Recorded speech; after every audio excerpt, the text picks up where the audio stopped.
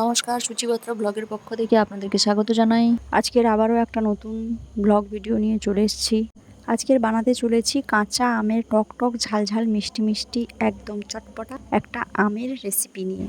এই রেসিপিটা বানাতে লাগছে কাঁচা আম, একদম ছোট কচি কাঁচা আম। এই কাঁচা আমগুলোকে ভালো করে ধুয়ে ছাড়িয়ে নেওয়া হচ্ছে, দিয়ে ভালো করে কেটে কুচি করে নেওয়া হচ্ছে। না, আজকের কিন্তু রেসিপি কিন্তু আমি বানাচ্ছি না। আজকের রেসিপিটা বানাচ্ছে আমার শাশুড়ি মা।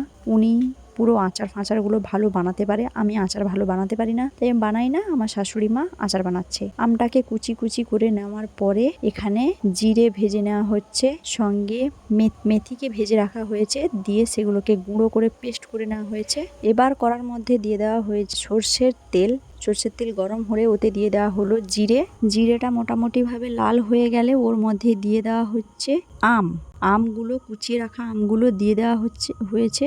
দিয়ে আমগুলোকে ভালো করে নাড়াচাড়া করে নিয়ে একটু ভাজা মতো করে নেওয়া হচ্ছে। বাড়িতেই আমের আচারটা বানিয়ে দেখুন, খেতে যা দারুণ হয়েছিল আমের আচারটা। আপনারা একবার বাড়িতে ট্রাই করে দেখুন। আমের আচারটা খেতে জাস্ট অসাধারণ, মুখে লেগে থাকবে আমের আচারটা। তারপর দিয়ে দেওয়া হলো হলুদ গুঁড়ো এবং লঙ্কা গুঁড়ো।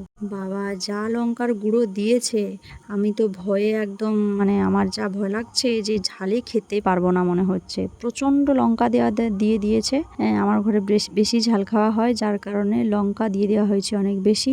আমগুলো প্রায় গলে এসছে, সঙ্গে নুন দিয়ে দিয়েছে। আমি তো কাজের জন্য এদিক ওদিক চলে যাওয়ার কারণে ভিডিও করতে পারিনি। সেই সময়ে সব কিছু জিনিসপত্র দিয়ে দেওয়া হয়ে গেছে, নুন ফুন দিয়ে দিয়েছে।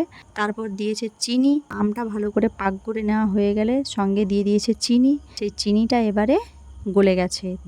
জাস্ট দেখো অসাধারণ কালারটা এসছে। সঙ্গে কিন্তু মশলা দিয়ে দিয়েছে। কালারটা দেখো, জাস্ট অসাধারণ দেখতে হয়েছে, খেতেও হয়েছে কিন্তু দুর্দান্ত। আপনারা চাইলে বাড়িতে ট্রাই করে দেখতে পারেন এই আচারটা। আজকের মতো টাটা বাই বাই, এখানে মিনি ব্লগ শেষ করছি।